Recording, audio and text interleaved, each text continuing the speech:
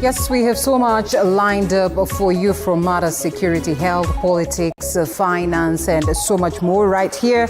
And you're right on time for the News Now. That is TV47's News Now. My name is Linda Alela, ready to update you.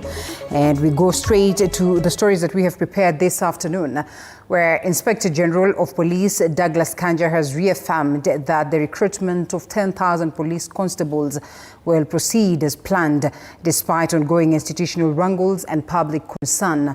Appearing before Parliament's Committee on Administration and Internal Security, Kanja stated that all outstanding matters will be resolved before the exercise begins and that the regulations will go through the National Assembly to determine whether the process will be fully automated or hybrid. The plan has been dogged by controversy. A sharp dispute has emerged between the National Police Service (NPS) and the National Police Service Commission (NPSC) over who holds constitutional authority to manage human resource functions, including recruitment, payroll, and promotions.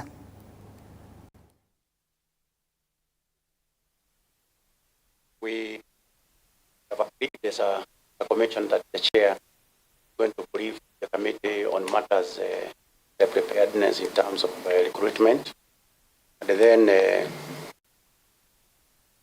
the ministry will also give an overall view. And then the National Police Service will deal with the issues in some details, actually, with the issues of the current challenges in executing the two functions, including the overlaps that impede the effectiveness of policing and governance, potential solutions, and at the same time the strategies that can be able to foster a better government. All right, away from that, students from Mary University of Science and Technology must, stage a protest today over escalating insecurity in the Nchiru area, blaming the Meru County government for failing to install proper street lighting in their residential zones. The demonstration, which began peacefully, turned chaotic when police dispersed the students using tear gas outside the governor's office, temporarily disrupting traffic along the busy Meru-Maua highway. According to student leaders, the Nchiru area has become increasingly unsafe, with frequent cases of robbery and reported fatalities over the past year. They're demanding urgent intervention, including installation of streetlights and increased security patrols.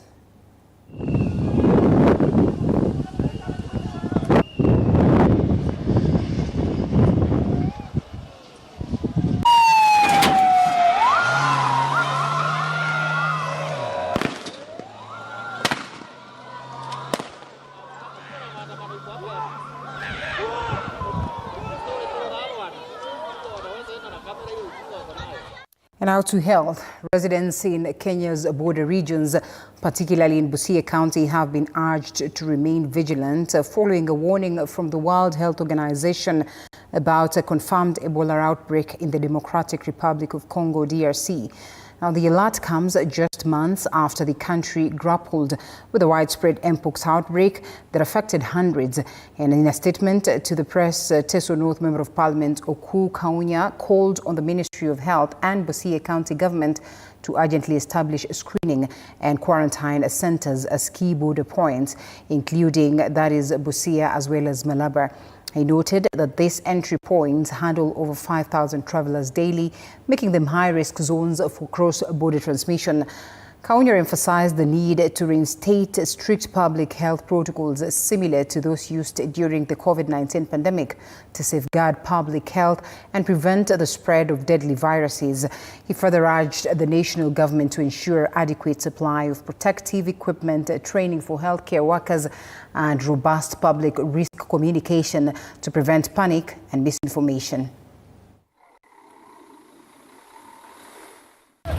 Kabisa kuwaomba wakaaji wa eneo hii wahakikishe wanadumisha usafi kwa sababu ya tahadhari ama shida ya ugonjwa wa mpox ambayo ilipatikana hapa jirani. Ni kitambo tumekuwa na cases kupitia Malaba ambayo tuko katika border. Tukiwa katika eneo hii tuko katika hatari ya ugonjwa kama hiyo. So tujihadhari, na pia nataka kuwaomba wale maafisa wa afya katika county na sub county waweze kuhakikisha kuwa wanaendelea kuelimisha wananchi ili wajiepushe na zile tabia ambayo inaweza kuleta hiyo ugonjwa iweze kusambaa. Machakos Governor Wavinya Ndeti has suspended more than 30 county employees over allegations of corruption in revenue collection. Now, the suspended officers are accused of engaging in fraudulent practices, including issuing fake receipts and reporting revenue and colluding with members of the public to siphon county funds. Speaking from her office, Governor Ndeti revealed that the affected staff were drawn from various departments, including administration, trade, liquor licensing, revenue collection, and fire services. She described the actions as betrayal of public trust and vowed to pursue accountability.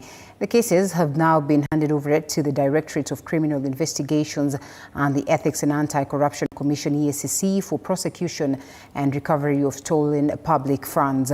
Governor Ndeti also called on residents to actively participate in the fight against corruption by refusing to pay bribes and reporting any suspicious or dubious activities to relevant authorities.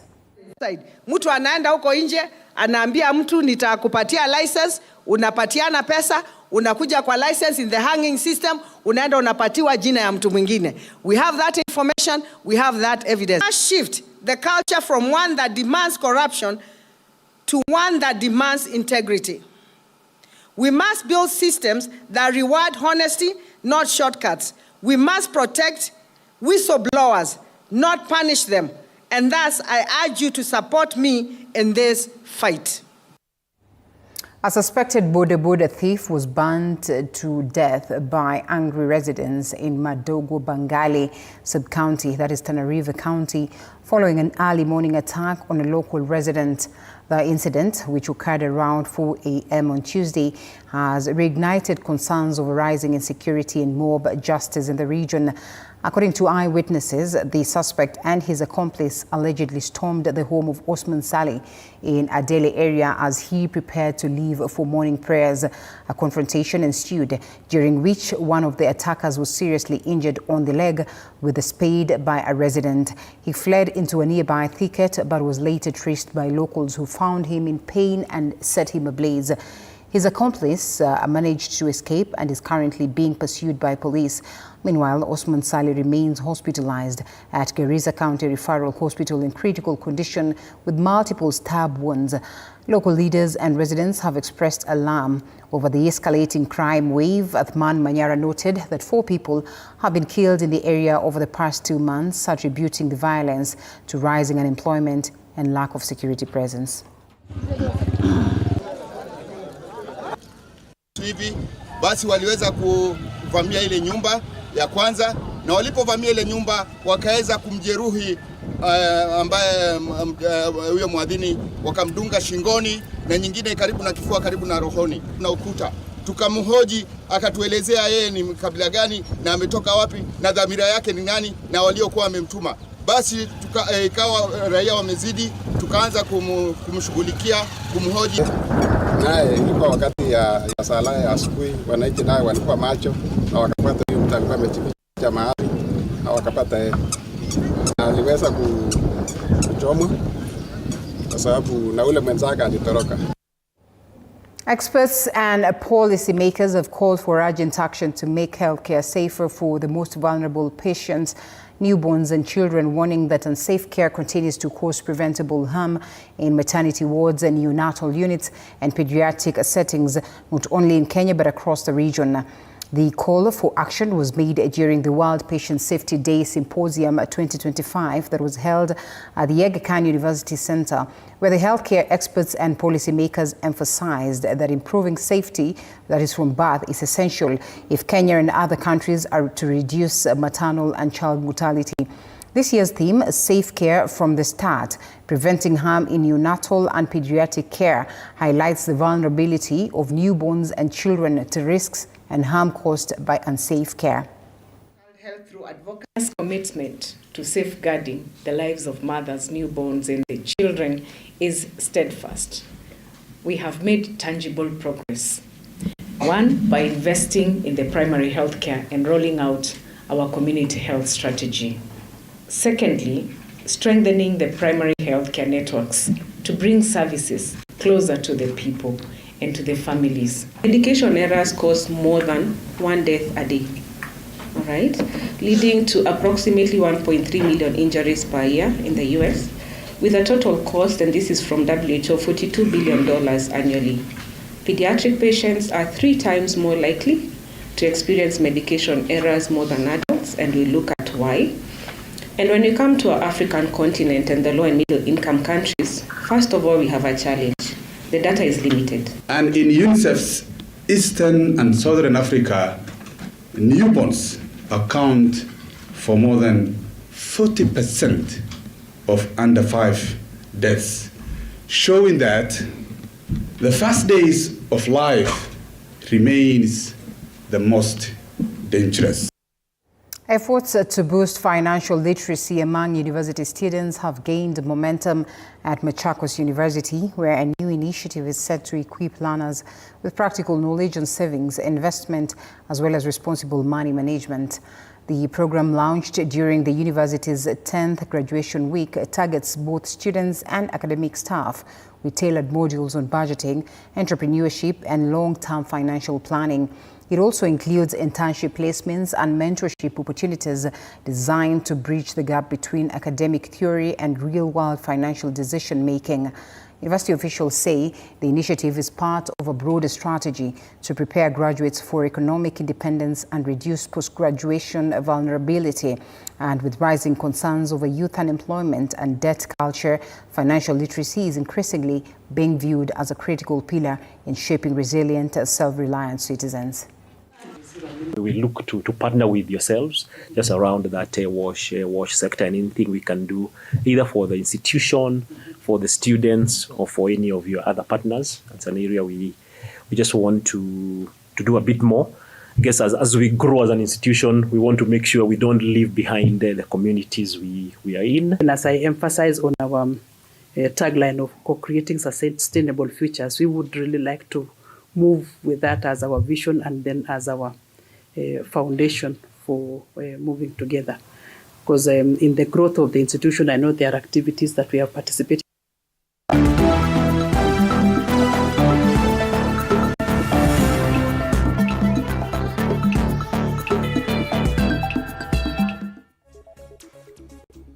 We get sporty, where Chapa Dimba All-Stars team officially kicked off their week-long training camp in Spain with a high-energy program blending world-class football sessions and cultural experiences. Yesterday, the young stars were warmly received at SD Huesca's academy facilities, where they were taken through an orientation tour before diving into technical masterclasses with the club's top coaches. The day featured an intensive joint training session with Huesca's under-23 academy side, focusing on tactical drills, ball control, fitness and mental preparation, crucial components in shaping modern footballers for both local and international stages.